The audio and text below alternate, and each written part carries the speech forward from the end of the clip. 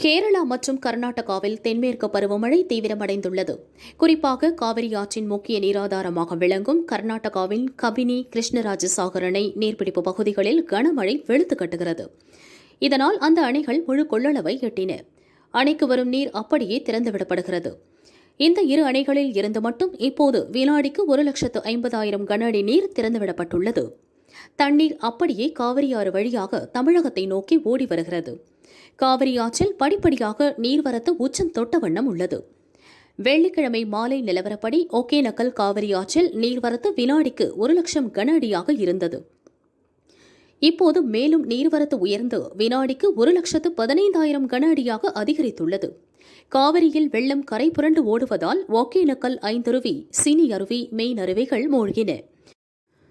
அங்கு பரிசல் இயக்கவும் அருவிகள் ஆற்று பகுதிகளில் குளிக்கவும் விதித்த தடை 12வது நாளாக இன்றும் தொடர்கிறது.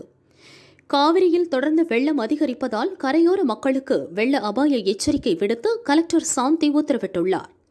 ஆற்றை ஒட்டி தாழ்வான பகுதியில் வசிக்கும் மக்கள் பாதுகாப்பான இடங்களுக்கு செல்லும்படி அவர் அறிவுறுத்தியுள்ளார். மேட்டூர் அணைக்கு நீர்வரத்து பல மடங்கு அதிகரித்து இருப்பதால் அணை வேகமாக நிரம்பி வருகிறது. 120 அடி உயரம் கொண்ட அணை விரைவில் நிரம்பும் என்று எதிர்பார்க்கப்படுகிறது.